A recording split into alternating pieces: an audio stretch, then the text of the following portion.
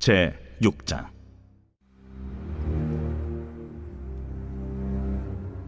사람이 땅 위에 번성하기 시작할 때 그들에게서 딸들이 나니 하나님의 아들들이 사람의 딸들의 아름다움을 보고 자기들이 좋아하는 모든 여자를 아내로 삼는지라. 여호와께서 이르시되 나의 영이 영원히 사람과 함께 하지 아니하리니 이는 그들이 육신이 됨이라. 그러나 그들의 날은 120년이 되리라. 당시에 땅에는 네피림이 있었고 그 후에도 하나님의 아들들이 사람의 딸들에게로 들어와 자식을 낳았으니 그들은 용사라 고대의 명성이 있는 사람들이었더라. 여호와께서 사람의 죄악이 세상에 가득함과 그의 마음으로 생각하는 모든 계획이 항상 악할 뿐임을 보시고 땅 위에 사람 지으셨음을 한탄하사 마음에 근심하시고 내가 창조한 사람을 내가 지면에서 쓸어버리되 사람으로부터 가축과 기는 것과 공중의 새까지 그리하리니 이는 내가 그것들을 지었음을 한탄함이니라. 그러나 노아는 여호와께 은혜를 입었더라. 이것이 노아의 족본이라. 노아는 의인이요 당대의 완전한 자라. 그는 하나님과 동행하였으며 세 아들을 낳았으니 셈과 함과 야벳이라. 그때 온 땅이 하나님 앞에 부패하여 포악함이 땅에 가득한지라. 하나님이 보신즉 땅이 부패하였으니 이는 땅에서 모든 혈육 있는 자의 행위가 부패함이었더라. 하나님이 노아에게 이르시되 모든 혈육 있는 자의 포악함이 땅에 가득함으로 그 끝날이 내 앞에 이르렀으니 내가 그들을 땅과 함께 멸하리라. 너는 고페르 나무로 너를 위하여 방주를 만들되 그 안에 칸들을 막고 역청을 그 안팎에 칠하라. 내가 만들 방주는 이러하니 그 길이는 300규빗, 너비는 50규빗, 높이는 30규빗이라. 거기에 창을 내되 위에서부터 한 규빗에 내고 그문은 옆으로 내고 상중하 3층으로 할지니라. 내가 홍수를 땅에 일으켜 무릇 생명의 기운이 있는 모든 육체를 천하에서 멸절하리니 땅에 있는 것들이 다 죽으리라. 그러나 노아는 내가 내 언약을 세우리니 너는 네 아들들과 네 아내와 네 며느리들과 함께 그 방주로 들어가고 혈육 있는 모든 생물을 너는 각기 암수 한 쌍씩 방주로 이끌어들여 너와 함께 생명을 보존하게 하되 새가 그 종류대로 가축이 그 종류대로 땅에 기는 모든 것이 그 종류대로 각기 둘씩 내게로 나아오리니 그 생명을 보존하게 하라. 너는 먹을 모든 양식을 내게로 가져다가 저축하라. 이것이 너와 그들의 먹을 것이 되리라. 노아가 그와 같이 하여 하나님이 자기에게 명하신 대로 다 준행하였더라.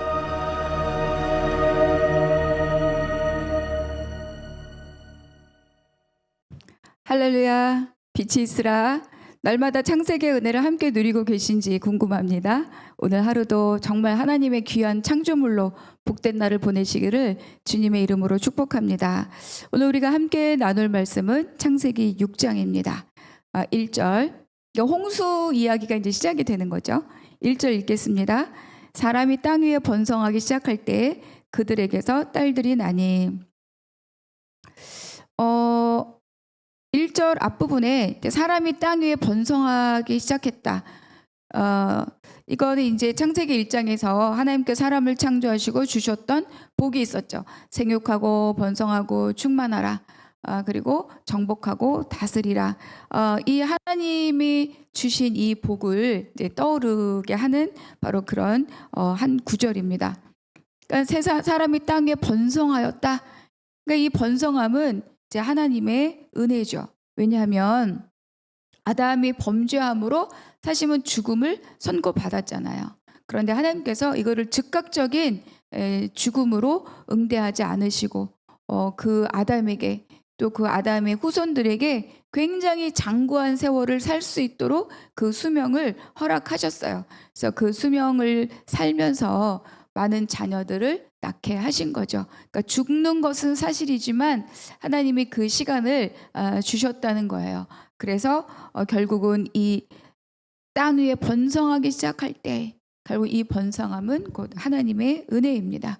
그러니까 하나님은 늘 우리에게 은혜이신 것 같아요. 늘 벌하시지만 살 길을 주시고, 징계하시지만 살 길을 또 주시고, 끊임없이 우리로 하여금 하나님이 주신 그 생명의 길로 찾아오고 그 길을 갈 수 있도록 끊임없이 우리들을 이렇게 인도해 가시는 그런 하나님을 저는 또 한번 발견하게 됩니다. 2절, 하나님의 아들들이 사람의 딸들의 아름다움을 보고 자기들이 좋아하는 모든 여자를 아내로 삼는지라. 그러니까 우리가 이렇게 성경을 읽다 보면 좀 이해가 안 되고 의문이 드는 그런 구절들이 좀 있죠, 가끔. 근데 이 한 구절도 그 중에 하나일 것 같습니다. 도대체 하나님의 아들들은 누구고 사람의 딸들은 누구냐? 그러니까 이제 뭐 굉장히 이것에 대한 많은 학자들의 의견은 뭐 굉장히 많아요. 그런데 어느 것 하나 이거다 이렇게 말할 수는 없을 것 같고, 그런데 우리가 생각해 보면 그 4장과 5장을 우리가 지나오면서 우리가 두 가지의 계보를 우리가 함께 살펴보았죠. 그러니까 세상 문명을 일으키고 스스로 주인 되는 삶을 살아가고 있는 가인의 계보가 있었고, 또 아벨 대신 하나님이 다른 씨를 주셨죠. 그 하나님을 바라보고 그 하나님을 소망하고 하나님의 이름을 부르는, 그리고 또 사람들을 위로하는 삶을 살고 있는 누가 있었습니까? 셋의 계보가 있었습니다. 그래서 이 구절에서 하나님의 아들들은 바로 이 셋의 계보를 따르는, 이 셋의 계보로부터 난 자들, 신앙적인 삶을 살고 있는 자들이라고 생각해 볼 수 있고, 또 사람의 딸들이란 가인의 계보를 따르는 자들을 의미한다고 볼 수 있습니다. 여기서 아들이냐 딸이냐는 그 어떤 성별적인 구분은 별로 의미가 없어요. 그러니까 이것이 이제 전통적으로 교회 안에서 가장 많은 지지를 받고 있는 그런 해석이기도 합니다. 그러니까 이제 2절에서 하나님의 아들들이 사람의 딸들의 아름다움을 보고 이렇게 말하고 있는 거죠. 이거는 뭐냐? 그렇게 두 계보가 있었지만 지금 이 번성함 가운데 이 두 계보가 구분할 수 없다는 거야. 이 두 계보가 다 뒤섞여 있다. 그러니까 시간이 지나면서 뭐 이 사람이나 저 사람이나 모두가 다 죄와 뒤섞여 살고 있다는 것을 우리에게 보여주는 거죠. 그러니까 하나님께 속한 것과 사람에게 속한 것이 다 혼합되어 있는 거예요. 이것이 굉장한 사탄의 속임수입니다. 이것이다 저것이다 딱 구별이 되면 우리가 너무 명확하게 알 수 있지만 다 뒤섞여 놓는 거예요. 그래서 마치 사람의 것인데 하나님의 것인 양 위장하게 하고 이런 거죠. 그래서 하나님인지 또 이게 사람의 것인지 구별할 수 없는, 그러니까 죄가 그만큼 힘을 갖고 있는 상황이라는 것을 우리가 충분히 짐작해 볼 수 있죠. 그러나 하나님의 것은 하나님의 것으로 온전하게 구별되어야 됩니다. 왜냐하면 하나님은 선이고 하나님은 공의이고 하나님인 거룩이시기 때문에 세상 것과 뒤섞여 있을 수가, 뒤섞였다는 것은 이미 죄라는 거죠. 그래서 하나님의 것은 사람의 것으로부터 온전하게 분리되어 있어야 된다. 그런데 뭐 우리의 신앙도 그렇지 않습니까? 우리가 뭐 하나님께 예배하고 또 뭐 목회자가 되고 또 중직자가 되고 헌신하고 그런 것들이 뭐 다 무가치하다 이런 게 아니라, 그렇지만 그 안에, 그 내 내면 안에, 내 이 헌신 안에 혹시 나의 금송아지를 내가 세워놓고 있는 것은 아닌가 생각해 봐야 하지 않겠습니까? 또 경건의 모양은 있으나 사실은 그 안에 나의 의의를, 자기의 의의를 앞세워서 살고 있지는 않는지, 또 내 삶의 필요를 채우기 위해서 교회나 믿음이나 성도나 이런 것들을 또 나의 필요를 채우기 위한 도구로 내가 전락시켜서 살고 있지는 않은지. 그러니까 날마다 자기를 하나님의 말씀 앞에 자기 내면의 생각, 감정 이런 것들을 잘 내어놓고 직면하지 않으면 사실은 이 혼합된 상황과 우리의 신앙도 구별됨이 없을 수 있다. 누구도 예외 없이, 저나 여러분이나 누구도 예외 없이 그렇게 하나님 것이 있는지조차도 모를 정도로 혼합된, 뒤섞여 있는 그런 상황을 2절에서 말씀해 주고 있습니다. 3절 여호와께서 이르시되 나의 영이 영원히 사람과 함께하지 아니하리니 이는 그들이 육신이 됨이라. 그러나 그들의 날은 120년이 되리라 하시니라.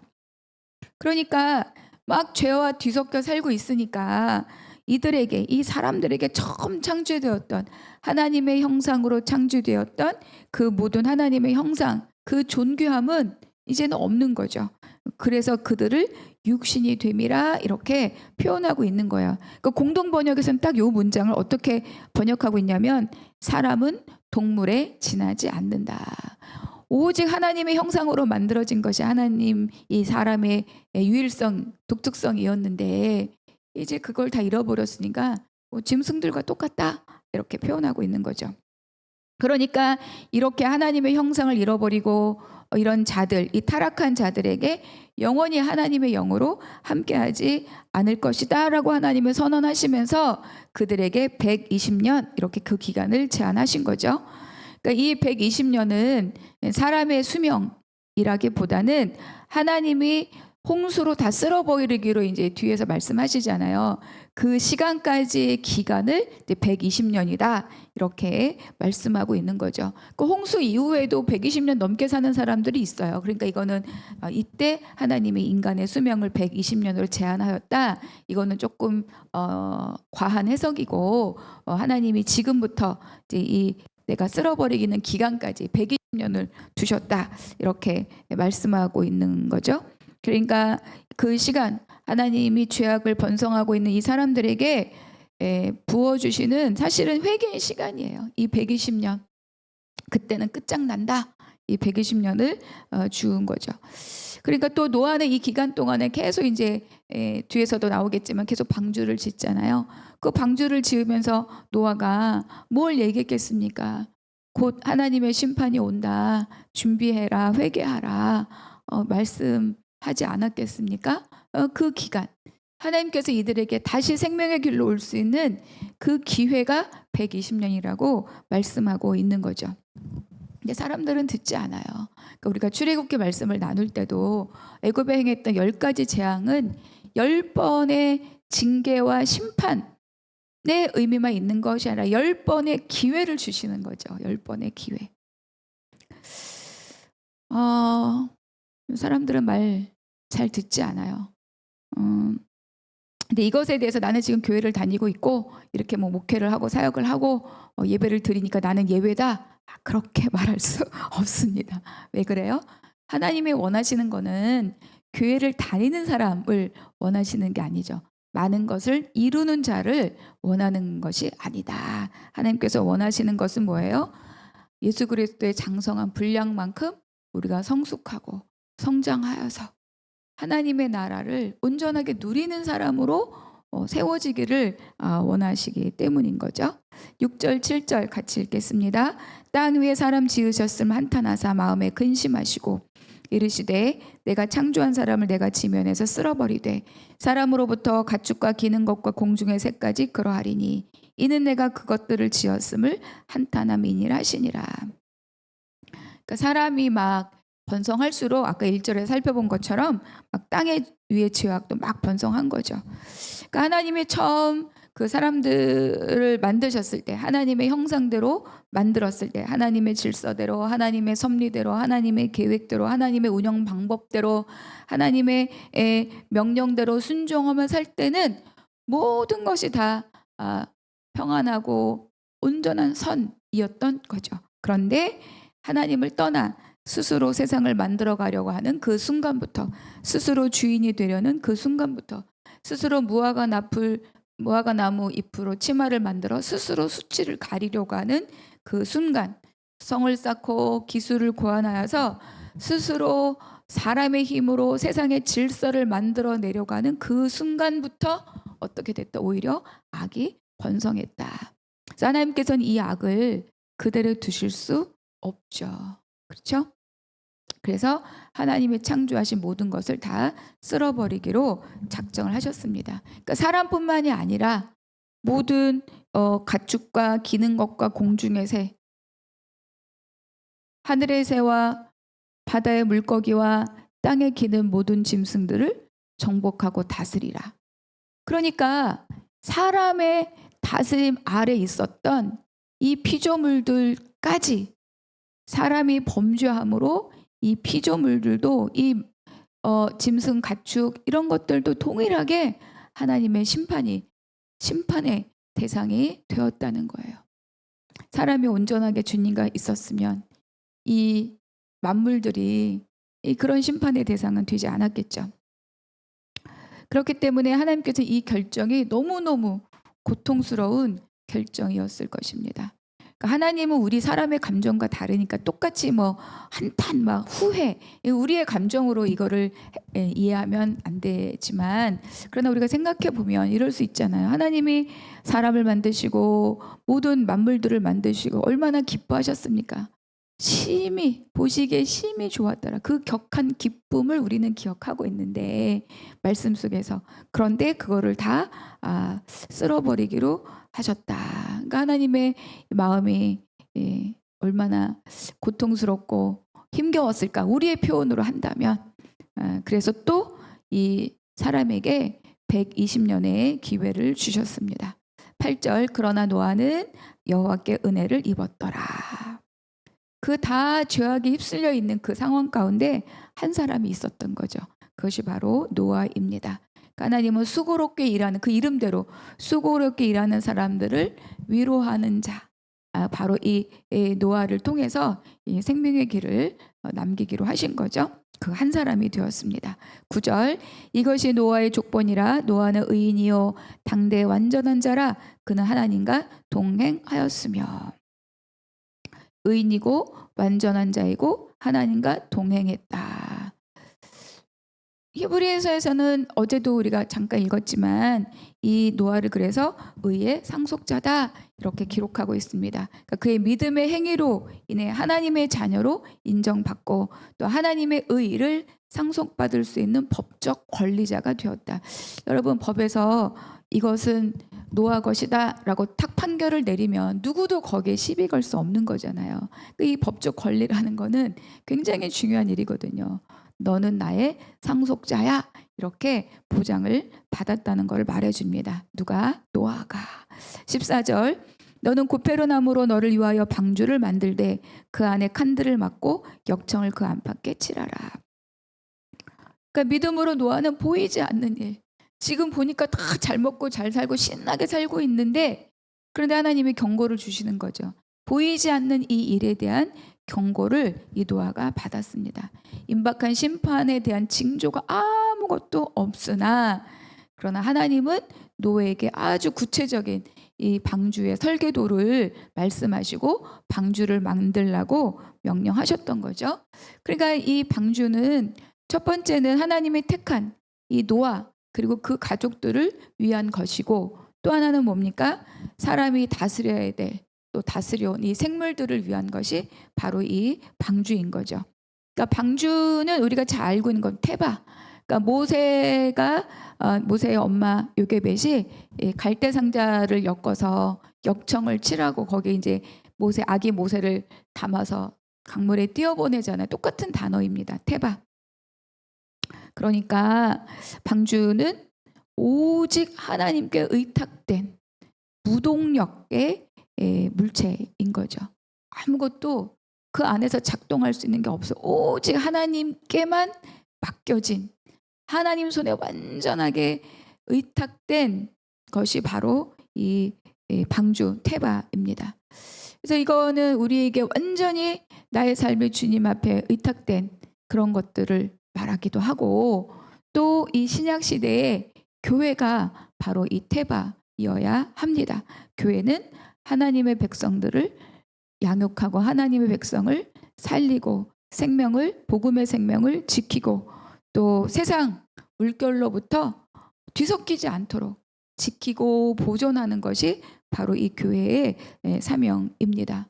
그렇게 하나님이 마지막 때에 세운 것이 바로 이 교회이죠. 우리 한나무 교회는 이런 교회가 되기를 믿습니다. 네, 21절, 22절.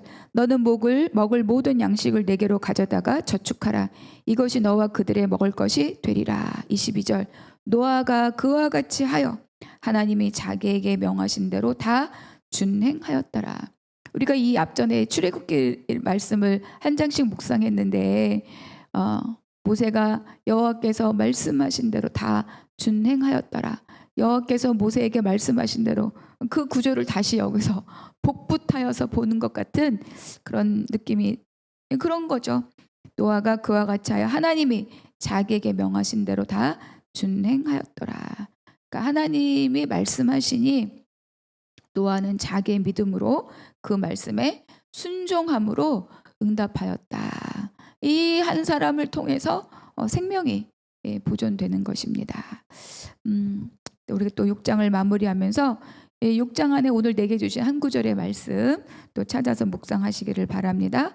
두 번째, 본문에서 발견한 하나님의 성품, 사람에 대한 하나님의 사랑 한번 찾아서 또 나를 향한 하나님의 또 이 사랑의 증거가 무엇이었는가 또 묵상해 보면 좋을 것 같습니다. 또 세 번째는 노아는 하나님께 은혜를 입어서 아무것도 안 한 게 아니라 노아는 하나님께 은혜를 입고 하나님이 부탁하신 일을 위해서 굉장히 수고로운 일을 이 방주를 손으로 짓는다는 게 보통 일이 아니잖아요. 엄청난 수고를 드렸던 거죠. 그러니까 내가 하나님의 받은 은혜로 내가 하나님 나라를 위하여 우리가 또 수고하고 있는 나의 삶의 영역은 무엇인가 또 한번 묵상해 보시기 바랍니다. 함께 기도하겠습니다. 하나님 감사합니다. 하나님께서는 모든 것을 구별하셨고 또 질서를 세우셨고 공허를 하나님의 충만으로 채우시고 하나님 만물을 만드시고 사람을 만드셨는데 하나님 그 사람은 번성해 가면서 악과 더불어 번성했음을 오늘 말씀을 통하여 발견하게 하시니 감사합니다. 하나님 혹여 나의 번성이 이렇게 세상 것과 뒤섞여 있는 것은 아닌지 돌아보게 하여 주시옵소서. 내가 세상과 뒤섞여도 번성만 하면 좋다라고 내가 그렇게 살고 있는 것은 아닌지 돌아보게 하여 주시옵시고 하나님의 것은 하나님의 것으로 구별하고 온전히 주님을 따름으로 하나님이 주시는 그 은혜의 번성을 누리며 살아가는 우리 모두 또 오늘 하루가 될 수 있도록 도와주시옵소서. 모든 것 감사하고 우리 주 예수 그리스도의 이름으로 기도하옵나이다. 아멘.